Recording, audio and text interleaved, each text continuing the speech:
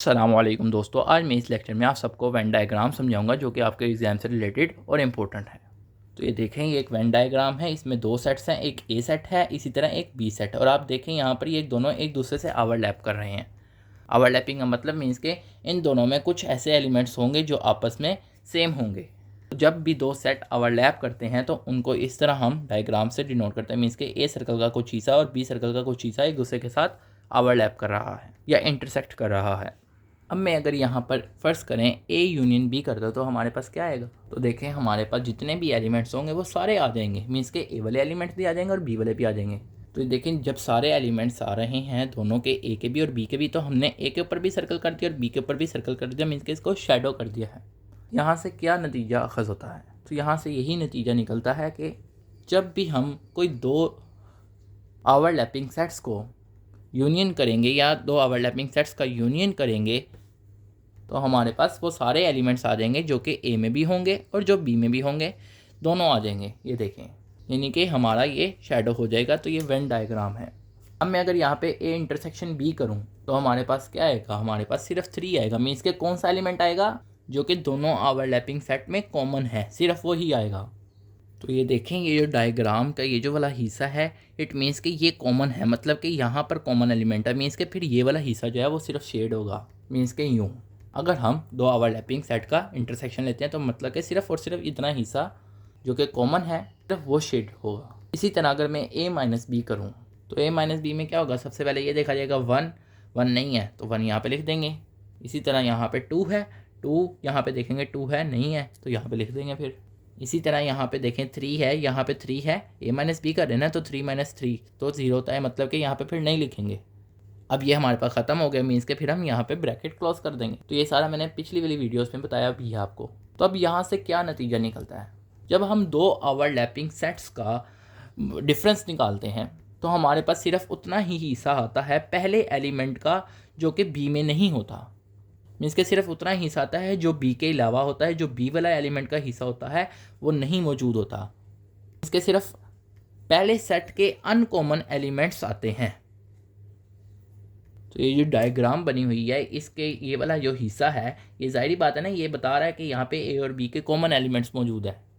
जबकि ये जो हिस्सा है इसके अलावा वाला ये बताता है कि ये अनकॉमन एलिमेंट्स हैं इनके। मीन्स के यूँ सिर्फ अनकॉमन एलिमेंट वाला हिस्सा जो होगा वो इसका यानी कि फाइनल आंसर है। इसी तरह अगर मैं बी माइनस ए करूँ तो फिर ऐसे होगा ना, यानी कि 3 देखेंगे, बी माइनस ए का मतलब पहले बी वाले एलिमेंट्स 3 में से देखेंगे 3 है, सेम है, नहीं आएगा। 4 नहीं है तो 4 लिखा जाएगा, 5 नहीं है तो लिखा जाएगा, एंड ब्रैकेट क्लोज। तो अब ये देखें, बी माइनस ए का जब हम करेंगे तो हमारे पास बी माइनस ए में कौन से एलिमेंट्स आ रहे हैं जो कि बी वाले यानी कि पहले एलिमेंट में मौजूद हैं, सिर्फ अनकॉमन एलिमेंट्स। यानी कि आंसर में सिर्फ वो एलिमेंट्स आ रहे हैं जो कि अनकॉमन है, जो कॉमन है वो नहीं आ रहे। तो फिर बी माइनस ए के लिए क्या होगा? फिर बी माइनस ए के लिए ये वाला सिर्फ हिस्सा सर्कल होगा, ये वाला हिस्सा यानी शेड होगा सिर्फ अनकॉमन एलिमेंट्स का बी के। तो ये चीज़ समझाने की नज़र से थी कि आपको समझ आ जाए। तो ये इससे रिलेटेड क्वेश्चन इतने ज़्यादा नहीं आते जो मैंने आपको अभी बताए हैं। जो आते हैं वो आपको करवाता हूँ ताकि आपको मज़ीद अच्छी समझ आए। अगर आपको नहीं भी समझ आई तो बस आप इसको रट लें कि जो मैंने आपको चीज़ें बताई हैं। तो अगर नहीं समझ आई तो परेशान नहीं होना, क्योंकि ये इतने इंपॉर्टेंट चीज़ नहीं है। मीन्स के ये वाले। तो अब शुरू करते हैं जो क्वेश्चन आते हैं एग्जाम में इससे रिलेटेड। एक और बात याद रहे कि मैंने आपको वेन डायग्राम सिर्फ ओवरलैपिंग सेट से रिलेटेड समझाई है, तो उसी से रिलेटेड ज़्यादातर क्वेश्चन आते हैं, इसी वजह से सिर्फ वो करवाई है, बाकी नहीं करवाई। क्वेश्चन की तरफ जाते हैं। अब यहाँ पे लिखा हुआ है कि एक सर्वे किया जिसमें उन्होंने देखा कि टोटल ना 100 तलबा हैं, मतलब कि उनकी तादाद 100 है। उनमें से जो 70 तलबा हैं वो पेप्सी को पसंद करते हैं, जबकि 40 स्टूडेंट यानी कि उन्हीं में से नेक्स्ट कोला को पसंद करते हैं।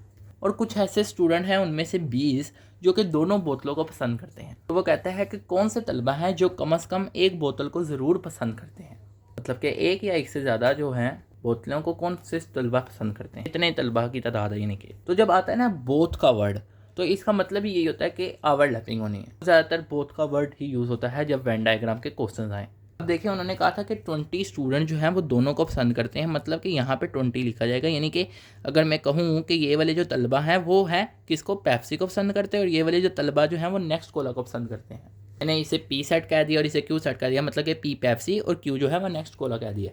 यानी कि जो क्यू वाला सेट है वो नेक्स्ट कोला को पसंद करता है और जो पी वाला सेट है वो पेप्सी को पसंद करता है। तो अब उसने बात की है 20 जो है वो दोनों को पसंद करते हैं, तो मतलब कि 20 जो है यहाँ पे आएगा, क्योंकि ये बताता है कि ये P वाला भी एरिया है और ये Q वाला एरिया भी है। तो देखें 20 मैंने यहाँ पे लिख दिया। अब उसने कहा 70 स्टूडेंट जो हैं वो पेप्सी को पसंद करते हैं, मतलब कि ये वाला जो एरिया है वो पेप्सी का है, तो 70 यहाँ पे कैसे लिखेंगे, 20 तो पहले ही लिख दी हमने P के लिए, तो 50 लिखेंगे यहाँ पे पेप्सी के लिए। यानी कि देखें ना, ये 20 तादाद तो इसके साथ कॉमन है, तो 20 लिखे हुए हैं, तो 70 में कितने 20 से कितने डालें कि वो 50 हो जाए, यानी 20 में सॉरी कितने डालें कि वो 70 हो जाए, तो 50 डालेंगे तो होगा। इसी तरह उसने नेक्स्ट कोला के बारे में बताया कि 40 स्टूडेंट लाइक करते हैं। अब 20 तो हमने पहले ही ऑलरेडी लिखे हुए, क्योंकि 20 जो है इसके लिए भी है और इसके लिए भी है, क्योंकि ये ओवरलैपिंग सेट में लाइक कर रहा है। तो 40 स्टूडेंट है तो 20 और डालेंगे तो टोटल 40 ही हो जाएंगे नेक्स्ट कोला के सेट में। तो ये डायग्राम फिलहाल अभी तक यहाँ पर है ऐसे। तो देखें उसकी बात पूरी हो गई ना कि 70 स्टूडेंट जो हैं वो लाइक करते हैं किसको, पेप्सी को। इसी तरह 40 स्टूडेंट जो हैं वो लाइक करते हैं नेक्स्ट कोला को, तो ये देखें 40 स्टूडेंट नेक्स्ट कोला को लाइक करते हैं। इसी तरह उसने ये भी बताया था कि 20 स्टूडेंट जो है वो करते हैं बोथ को। सबसे पहले हमने अंडरस्टैंड करना है प्रॉब्लम को और उस तरह इसको डायग्राम के में इम्प्लीमेंट कर देना जैसे जैसे उसने बताया है। तो अब आप इन सब का सम करें तो ये देखिए कितना बनता है, 50 जमा 20 जमा 20, तो ये टोटल 90 बनता है। तो मतलब कि 90 स्टूडेंट ऐसे हैं जो कि कम से कम एक बोतल को ज़रूर पसंद करते हैं। ये हमने कैसे कहा कि इन सब का सम जो है वो एटलीस्ट 1 का मतलब है। देखे ना, 50 का मतलब है यानी कि कम से कम 50 स्टूडेंट जो है वो पेप्सी को पसंद करते हैं, और इसी तरह ये 20 का मतलब है कि ये नेक्स्ट कोला को पसंद करते हैं। इसी तरह 20 का मतलब है कि दोनों को पसंद करते हैं। तो एटलीस्ट का मतलब यही होता है ना कि या एक या फिर दोनों। इस वजह से हमारा आंसर आया कि टोटल 90 स्टूडेंट्स हैं जो कि कम से कम एक बोतल को ज़रूर पसंद करते हैं इनमें से। अब एक और 2 क्वेश्चन करते हैं ताकि आपको मजीद क्लैरिफाई हो जाए ये टॉपिक। अब नेक्स्ट क्वेश्चन देखें, उसमें लिखा हुआ है कि ना आपने टोटल नंबर्स बताने हैं, तादाद मतलब कि तादाद बतानी है तलबा की। तो उसने ये बता दिया कि उनमें से जो टोटल तलबा है ना उनमें से 100 तादाद जो है ना वो फुटबॉल खेल रही है, और 60 जो है वो हॉकी खेल रहे हैं, और 30 जो है वो कुछ नहीं दोनों खेल रहे हैं, और 20 जो है वो कुछ नहीं खेल रहे। तो अब आप कहेंगे जी कि टोटल तलबा की तादाद जो है वो इन सब का सम कर दें वो ये होगी, तो नहीं, यहाँ पे वेन डायग्राम यूज़ होनी है। Why Venn diagram? क्योंकि उसने ये चीज़ें तो बता दी लेकिन साथ में बताया कि उन्हीं में से कुछ ऐसे हैं जो कि 30 ऐसे हैं जो कि दोनों खेल रहे हैं। क्योंकि अब यहाँ पर कन्फ्यूजन आती है, तो इस वजह से हमें वेन डायग्राम यूज़ करनी पड़ती है, क्योंकि उसने बताया कि उन्हीं में से 30 हैं जो दोनों खेल रहे हैं और 20 कुछ ऐसे हैं जो कि कुछ नहीं खेल रहे हैं। तो आपने टोटल तादाद बतानी है। अब आपने तो मैंने फुट वाले बॉल वाले जो ग्रुप है यानी कि जो सेट है मैंने उसे F से डिनोट कर दिया, इसी तरह हॉकी वाले को H से कर दिया। तो यहाँ पर ये दोनों किए हुए हैं, तो ये वर्ड आप इसी वजह से करें क्योंकि बोथ का वर्ड यूज़ हो रहा है। तो सबसे पहले बोथ वाला हम लिखते हैं। तो उसने कितने का है तादाद बताइए, 30 बताइए, तो 30 यहाँ पर लिखेंगे। अब फुटबॉल जो है उनकी तादाद कितनी बताई है, 100 बताई है, तो 100 में से 30 तो हमने यहाँ पे लिख लिए, तो पीछे मीन्स के 70 यहाँ पे लिखेंगे मजीद, क्योंकि 70 जमा 30 जो है वो 100 होता है, तो हम ये 100 फुटबॉल वाला है। इसी तरह उसने कहा कि 60 जो हैं वो क्या कर रहे हैं, वो हॉकी खेल रहे हैं, तो 60 में से 30 तो पहले ही ऑलरेडी लिखे हुए हैं, मीन्स के फिर 30 और लिखेंगे तो 60 हो जाएंगे। तो अब आप जो हैं इन सब का सम करें ये सब नंबर्स का, तो ये देखें कितना बनता है 130। और ये किन सब का सम बन रहा है, इनका। जब हमने इन तीनों को वेन डायग्राम के जरिए रिप्रेजेंट किया और हमें पता चला कि इन सब का सम है 130, लेकिन उसने बताया कि उसके अलावा 20 ऐसे हैं जो कि कुछ नहीं खेल रहे। तो जो कुछ नहीं खेल रहे मीन्स के वो फिर इनमें लाए नहीं कर रहे, ये इनकी अलग तादाद है। तो वो कितने हैं, 20 है, मतलब कि इसके साथ मजीद 20 ऐड होंगे। तो अब हमें यहाँ से पता चला कि टोटल 150 जो है वो तलबा की तादाद है। तो यही हमारा आंसर था। अब यहाँ पर आपको बाज़ औक़ात ऐसे भी होगा कि आपको वेन डायग्राम दी गई होंगी और आपको बताना होगा उसके जो उसने पूछा होगा क्वेश्चन। तो उसने यहाँ पे बता रहा है कि जर्मन जो तलबा हैं वो यानी कि जिनको जर्मन ज़ुबान आती है वो ये इनकी तादाद है, यानी कि ये जो तादाद है ये जर्मन ज़ुबान बोल सकती है इनको आती है। इसी तरह ये जो है ये तादाद है फ़्रेंच की, यानी जिनको फ़्रेंच ज़ुबान आती है यानी फ़्रांसीसी ज़ुबान जिनको आती है, ये उनकी तादाद यहाँ पे उसने लिखी है। इसी तरह ये इंग्लिश ज़ुबान की तादाद लिखी है जिनको इंग्लिश ज़ुबान आती है। मतलब कि जर्मन की तादाद क्या होगी, ये देखें जो इसके सर्कल में लाया करते हैं ये। इसी तरह फ़्रेंच वाले ये तादाद इन सबको ऐड करेंगे तो फ़्रेंच की तादाद आ जाएगी। इसी तरह इंग्लिश की तादाद कौन सी होगी, ये, क्योंकि ये इसके सर्कल में आ रहे हैं। लेकिन अब उसने ये चीज़ नहीं पूछी, उसने पूछा है कि सिर्फ़ और सिर्फ वो तादाद बताएं जो कि इंग्लिश भी बोल सकते हैं और जर्मन भी बोल सकते हैं। मतलब कि ये फ़्रेंच वाला ग्रुप हमारे किसी काम का नहीं अकॉर्डिंग टू दिस क्वेश्चन।